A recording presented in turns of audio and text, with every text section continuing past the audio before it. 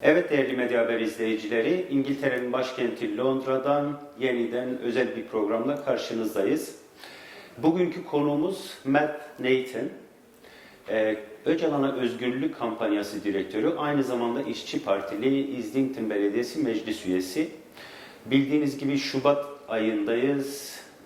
Kürt halk önderi Sayın Öcalan'a yönelik gerçekleştirilen uluslararası komplonun 21. yılına girdik. 2006'dan bu yana İngiltere merkezli sendikalar öncülüğünde devam eden bir kampanya var. Öcalan'a Özgürlük Kampanyası. 4 yıldır çok sayıda çalışma yürüttü ve biz bugün Öcalan'a Özgürlük Kampanyası Direktörü Matt Nathan'la kampanyayı konuşacağız. Lafı fazla uzatmadan konuğuma dönmek istiyorum. Matt Nathan, the Director of Freedom for Öcalan Campaign, and also Councillor for Islington Council. Thank you very much for being with us today. My pleasure. Thank you. So I just want to start with, we are in February again, and it's been 21 years that Mr. Öcalan has been in prison, on İmralı Island prison. And he spent most of his time under extreme solitary confinement, and it still continues. So in this case, it's clearly it is a violation of both Turkish and international law. So, looking from the aspect of international law, why international law is blind to Mr. Öcalan's case in this subject? I mean, that's a very important question, and it's a very difficult one to answer. I mean, I think you have to consider the broader geopolitics. Turkey, of course, being the second biggest NATO army, the economic relationships that the Western Europe and the United States have with Turkey. But of course, there are historic parallels. I'm thinking, of course, of Nelson Mandela and his treatment by the South African apartheid state. I think there are huge similarities between both their cases, and indeed similarities between the relationship that the South African state had with Western governments. And I think the role that the trade union movement played in lobbying for and raising awareness of the plight of Nelson Mandela and the struggle of Africans in South Africa, I think is a lesson from the past and something we can learn from and build on as we build trade union solidarity for the cause of Mr. Öcalan and, of course, the broader Kurdish people's movement. So when we come to the solidarity, you are the director of Freedom for Öcalan campaign for quite a while. And it started in 2016, it's been around 4 years now. So can you briefly tell our audience about the campaign itself? Of course. So I think to talk about the campaign, it's important to understand the genesis of that and how certain key individuals in the trade union movement in this country, with an international solidarity perspective, came to be aware of Mr. Öcalan and the Kurdish struggle. And I think the key event really was the siege of Kobane, seeing the response of the Turkish state to that, and seeing the plight of Kurdish people in Turkey wanting to go and lift that siege, their friends, family, and unable to do that because of the imposition of the Turkish state. But by the same token, we saw, and what became clearer later on, the porousness of that border for ISIS, and we saw that hypocrisy, and that became a demand for us to learn more about what is the situation there, who are these people involved, and of course through that very quickly we came to understand about Mr. Öcalan and his imprisonment. And I think for us it became very apparent that Abdullah Öcalan, his politics, his values, are very much the fulcrum around which many issues that as trade unionists we would instinctively find solidarity with rotate in that region. And so the decision was made to build an international solidarity campaign around that plight of Mr. Öcalan, that historic injustice. Because as a campaign, we believe by resolving that one injustice, that allows you to then resolve all manner of other injustices. In these last 4 or 5 years, many really important event has been organized, or the campaign has been involved in this kind of big events.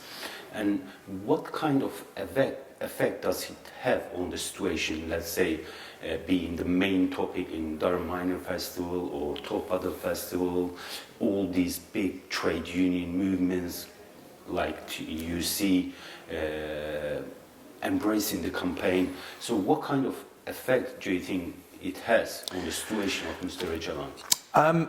The effect is that it then gives us license to then go out and engage with and educate those trade unionists, and it allows us to build the strength of our collective voice. So we are still very much at a stage where we are building that solidarity, we are building that campaign, and we're getting there. We are beginning to have the opportunity to ask for our trade union affiliates to put forward supportive motions, so that there is an undeniable call from the working class in this country for the release for Mr. Öcalan. Do you think British public really knows enough about the situation, what's happening in Syria or in Turkey or even in Mr. Öcalan's case? No, frankly, they don't. And that's, as I say, that's the main challenge. That's the struggle. Well. It's overcoming that barrier of ignorance. Mm-hmm. Yeah, and during this time, I have spoken to many trade union leaders, members, management committee members, and they are very clear about one point. They have run a lot of campaigns until now, but Freedom for Öcalan campaign got bigger and bigger in a quite short time. Do you think it is linked with the values and the ideas of Mr. Öcalan he represents? That's why he's grown in that short while? Yes, absolutely. I think that is a very, very big part of it. I think as well, of course, the parallels with the history of our movement and what it has done. I mean, our movement acutely has a kind of an institutional memory of the solidarity that the working class in this country showed for the people opposing the fascism of Franco in Spain. It has an institutional memory of the Glasgow Rolls-Royce workers who refused to fix the engines of fighter jets for Pinochet. It's got an institutional memory, as I've mentioned before, of Nelson Mandela.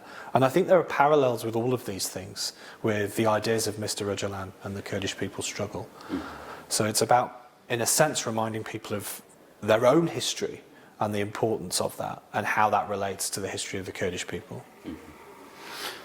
And last week you had your annual AGM as well. And I just want to talk what kind of discussion or decision has been made in this AGM, and maybe if you can talk about your future plans, annual plans, what kind of action you are going to take. Well, as you mentioned, I mean, last year was a very big year for the campaign. We had the excellent participation with the help of the community at the Topado Martyrs Festival, which is a really important cultural event for the trade union movement, and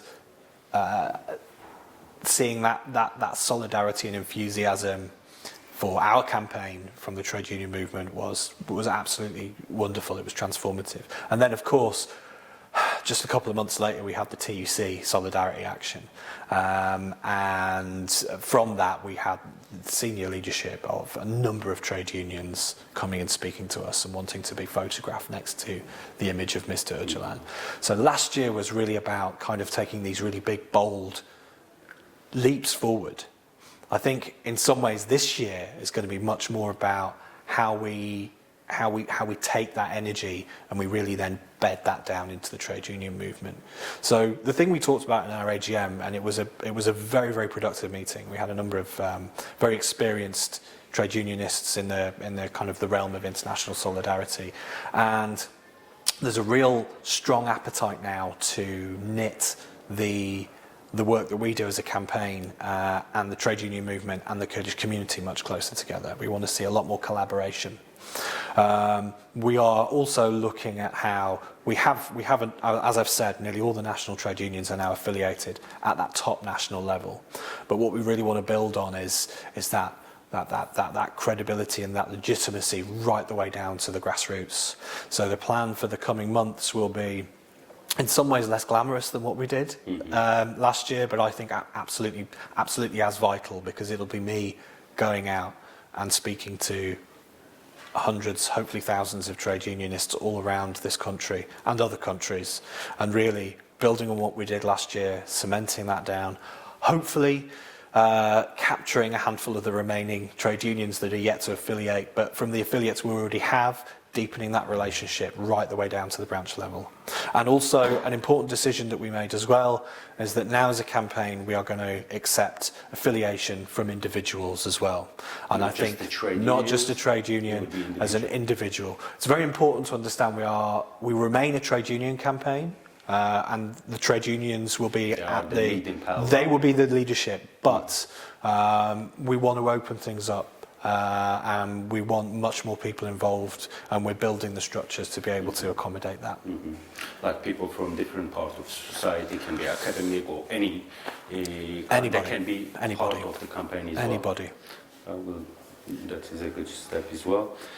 And we are coming to the end of our time now. Is there anything you want to add? Do you have any message to, let's say, Kurds or our audience who is watching and listening to us now? Yes, absolutely. I mean, it's a privilege to be able to do this work.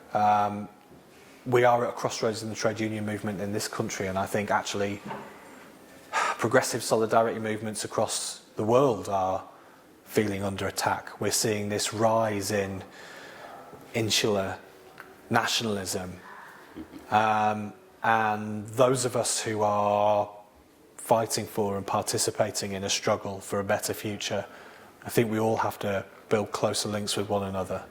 I think all in the same ship. Absolutely, and I think the demand for internationalism, for solidarity, will become stronger and stronger as the need for it becomes stronger and stronger. So my message to people watching would be, whatever it looks like on your television screens when you see people in Parliament Square in the UK waving a Union Jack flag which has a history of imperialism, that's not our country, that's not the values of our country. That's a small minority of our country that have captured political power. But it comes down to the work of trade unionists, socialists, internationalists to build the alternative to that. Matt Nathan, thank you very much for Thank you. being with us. Thank you. İngiltere'nin başkenti Londra'dan özel bir programımızın daha sonuna geldik. Bugün Ocalan Özgürlük Kampanyası Direktörü Matt Nathan'la beraberdik.